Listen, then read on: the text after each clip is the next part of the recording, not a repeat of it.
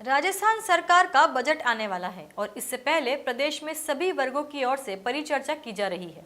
इसके तहत मरुनगरी बीकानेर में विभिन्न वर्गों की ओर से परिचर्चा का आयोजन किया गया। अर्थनीति 2 के नाम से हुई परिचर्चा कार्यक्रम के दौरान विभिन्न वर्गों के बीच संवाद हुआ और विशेषज्ञों ने अपने विचार मंच से साझा किए। वक्ताओं ने बीकानेर को लेकर औद्योगिक क्षेत्र की प्रगति पर विचार साझा किए और ड्राई पोर्ट की जरूरत उठाई, जिससे बीकानेर में तेजी से औद्योगिक विकास संभव हो सके। साथ ही बीकानेर में हवाई सेना का और विस्तार करने की मांग उठाई, जिससे दूसरे राज्यों और देशों के विशेषज्ञों की सेवा ली जा सके। विशेषज्ञों ने बीकानेर में गैस पाइपलाइन को भी जल्द शुरू करने की मांग उठाई।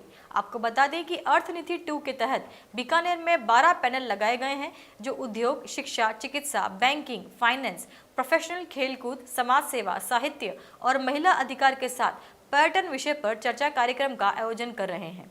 अर्थनीति 2 के तहत हुए कार्यक्रम का संयोजन शरद आचार्य, दिनेश बिश्नोई और चंद्रशेखर श्रीमाली ने किया।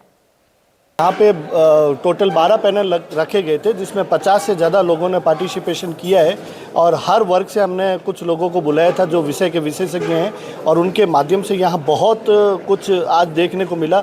मुख्य रूप से जो बातें सामने है, मैं अगर आपसे डिस्कस करूँ तो इंडस्ट्रियल की सबसे बड़ी डिमांड है कि जो पुरानी औद्योगिक इकाइयाँ हैं उन पे जो सब्सिडी नहीं देकर जो नई औद्योगिक इकाइयों को सब्सिडी दी जा रही है, उस वजह से हमारी जो पुरानी औद्योगिक इकाइयाँ बंद हो रही है उन पे बहुत बुरा असर आ रहा है। तो उनको गवर्नमेंट को क्या कंसीडर करना चाहिए कि जहाँ नई इकाइयों को दे रहे हैं वहाँ पुरानी इकाइयों के लिए भी कुछ रियायत दी जाए। दूसरा, रिन्यूएबल सेक्टर को लेकर बहुत ज़ोर से ये डिमांड आई है कि जो दूसरे राज्य जो हैं जहाँ अतिरिक्त सब्सिडी दे रहे हैं, वहीं राजस्थान में अभी तक घरेलू सोलर प्लांट पे अतिरिक्त सब्सिडी नहीं दी जा रही है, तो उसकी बहुत डिमांड है कि राजस्थान सरकार इस बजट में जो राजस्थान के जो घरेलू उपभोक्ता हैं उनको अतिरिक्त सब्सिडी दे। अब किनको किया जाना चाहिए?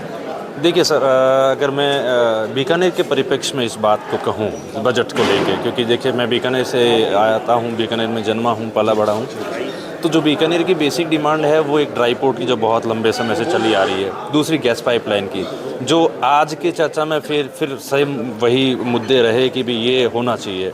तीसरा, जो एयर कनेक्टिविटी अभी चालू हुई है उसका विस्तार और किया जा सकता है, ये भी एक मुद्दा रहा। दिल्ली तो पहले भी थी, दिल्ली अब भी है, तो उसका विस्तार कोलकाता हो गया, मुंबई हो गया, जो बेसिकली अगर बात क्यों नहीं हो पा रहा है ये क्या राजनीतिक उदासीनता की शिकार है हम लोग? नहीं सर, एक्चुअली ऐसा कुछ नहीं है। राजनीतिक उदासीनता थोड़ी बहुत रहती है, लेकिन हर चीज़ के पीछे राजनीतिक उदासीनता नहीं होती है।